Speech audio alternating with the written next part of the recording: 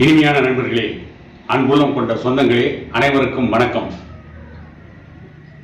கடலூர் மாவட்டம் புவனகிரி தொகுதிக்கு உட்பட்ட மஞ்சக்கொல்லை கிராமத்தில் செல்லதுரை என்கின்ற இளைஞர் தாக்கப்பட்ட விவகாரத்தில் பாம்பும் சாகாமல் பாம்பை அடிக்கின்ற கம்பும் உடையாமல் ஒரு பேட்டி கொடுத்திருக்கிறார்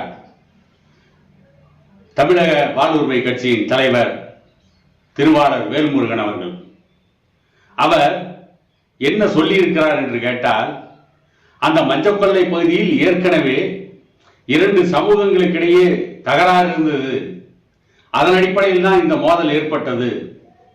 அனைத்து குற்றங்களுக்கும் தாயாக மது இருக்கிறது என்றெல்லாம் பேசி அதிலே யார் குற்றவாளிகள், அந்த செல்லதுரை என்ற இளைஞரை தாக்கிய அந்த 15 பேருக்கு மேல் கொண்ட விடுதலை சிறுத்தைகள் கட்சியை சார்ந்த அந்த கும்பல் எப்படிப்பட்ட மோசமான செயலில் ஈடுபட்டது என்பதையெல்லாம் பகிரங்கமாக கண்டிக்காமல் விடுதலை சிறுத்தைகளுக்கு ஆதரவு கொடுப்பதை போன்ற ஒரு மறைமுகமான பேட்டியை கொடுத்திருக்கிறார்.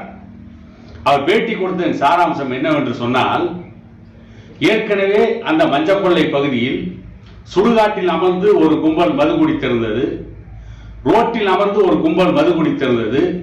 இவர்களுக்குள் ஏற்கனவே கைகலப்பு நடந்திருக்கிறது. கைகலப்பு நடந்து அது சமாதானப்படுத்தப்பட்டிருக்கிறது. அதற்கு பிறகு செல்லதுரை என்கின்ற இளைஞர் வன்னியர் சங்கத்தின் அடையாளமான அக்னி கலசம் பதிக்கப்பட்ட அந்த ஆடையை அணிந்து கொண்டு வருகிறார். ஆகவே வன்னியர் வருகிறார், படையாச்சி வருகிறார், அவனை தாக்குங்கள் என்று விடுதலை சிறுத்தைகள் கட்சியை சார்ந்த அந்த 15 பேர் தாக்கியதாகவும், இந்த குற்றத்துக்கெல்லாம் காரணம் மதுதான் என்றும் திருமாவளவனுக்கு ஆதரவாக மறைமுகமாக ஆதரவு தெரிவிக்கின்ற வகையில் வேல்முருகன் அவர்கள் பேசியிருக்கிறார். இந்த குற்றங்களுக்கெல்லாம் தாய் மதுதான் என்பதில் மாற்று கருத்து இல்லை, ஒப்புக்கொள்கிறோம். ஆனால் இப்பொழுது புதிய கரடியை கிளப்புகிறார் வேல்முருகன். ஏற்கனவே சுடுகாட்டில் அமர்ந்து மது குடித்தவர்களுக்கும் சாலையில் அமர்ந்து மது குடித்தவர்களுக்கும் தகராறு ஏற்பட்டது. இருக்கட்டும், தகராறு நடந்திருக்கலாம், இல்லாமல் இருக்கலாம், யாரும் அந்த இடத்தில் போய் பார்க்கவில்லை. இப்பொழுதுதான் புதியதாக ஒரு கரடியை கட்டவிழ்த்து விட்டிருக்கிறார் வேல்முருகன் அவர்கள். வேல்முருகன் சொன்னதை போலவே திருமாவளவன் சொல்கிறார். என்னவென்று கேட்டால், பாட்டாளி மக்கள் கட்சியின் மாவட்ட செயலாளர் வன்னியர் சமூகத்தை இளைஞர்களிடம் வன்முறையை தூண்டுகின்ற வகையில் பேசினார். ஆகவே அவருக்கு மறுப்பு சொல்வதற்காக விடுதலை சிறுத்தை கட்சியை சார்ந்த நிர்வாகிகள், ஒரு மகளிர் அணி நிர்வாகியும் இன்னும் 2 பேரும் சற்று அதிகமாக பேசிவிட்டார்கள். விடுதலை சிறுத்தை கட்சியினுடைய வரம்பை மீறி பேசிவிட்டார்கள். ஆகவே அவர்களை கட்சியை விட்டு நீக்குகிறோம் என்று 3 பேரை விடுதலை சிறுத்தைகள் கட்சியை விட்டு இடைநீக்கம் சஸ்பெண்ட் செய்திருக்கிறார்கள் 3 மாதத்திற்கு. அதுகூட எப்படி என்று கேட்டால், பழியை பாட்டாளி மக்கள் கட்சியின் மாவட்ட செயலாளர் மீது போட்டுவிட்டு எந்த இடத்திலும் வன்னியர் சமூகத்து இளைஞர்களிடம் தவறான ஒரு போக்கை கற்பிக்கவில்லை. வன்னியர் சமூகத்து இளைஞர்களிடம் வன்முறையை தூண்டுகின்ற வகையில் எந்த இடத்திலும் மாவட்ட செயலாளர் பேசவில்லை. ஆனால் அவர் பேசினார் என்று ஒரு பழியை மாவட்ட செயலாளர் மீது போட்டுவிட்டு உண்மையான பழியை ஏற்றுக்கொள்ள வேண்டிய விடுதலை சிறுத்தைகள் கட்சியை சார்ந்த அந்த நிர்வாகிகளை 3 மாதம் இடைநீக்கம் செய்திருக்கிறார் திருமாவளவன்.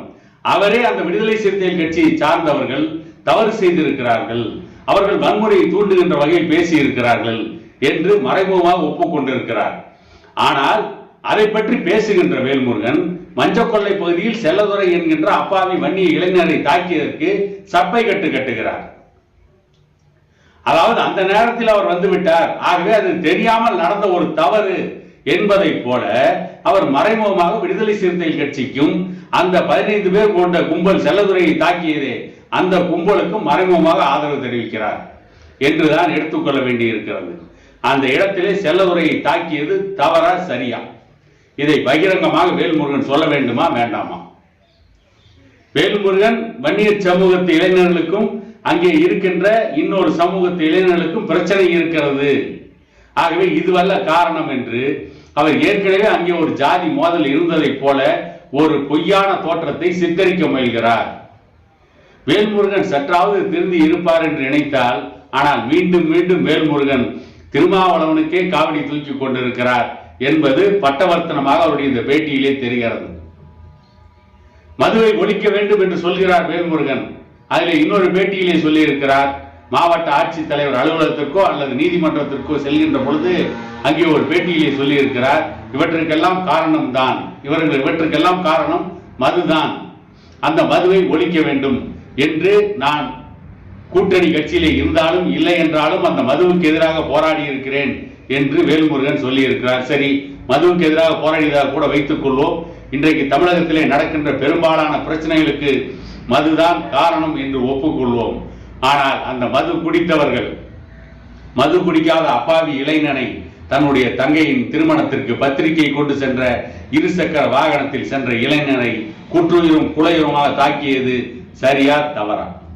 இதை பற்றி ஏன் வேல்முருகன் பட்டவர்த்தனமாக பேசாமல் சுற்றி வளைத்து இரு தரப்புக்கிடையே இருந்த மோதலை போல, அது ஒரு கலவரத்தை போல, இதற்கெல்லாம் காரணம் மது மட்டுமே என்று மதுவின் மீது மட்டுமே பலியை போட்டு ஒரு இளைஞரை, ஒரு வன்னியர் சமூக இளைஞரை தாக்கியதை வேல்முருகன் நியாயப்படுத்துகிறாரா? இவற்றுக்கெல்லாம் வேல்முருகனிடம் பதில் உண்டா? வேல்முருகன் இனியாவது திருந்த வேண்டும். இல்லை என்றால் அடுத்து வருகின்ற தேர்தலில் வேல்முருகனுக்கு அந்த சட்டமன்ற தொகுதி மக்கள், பண்டூட்டி தொகுதி மக்கள் சரியான பாடம் புகட்டுவார்கள் என கூறிக்கொண்டு இன்னொரு காணொளியில் உங்களை சந்திக்கும் வரை உங்களிடமிருந்து விடைபெறுவது உங்கள் எடப்பாடி துரைசாமி.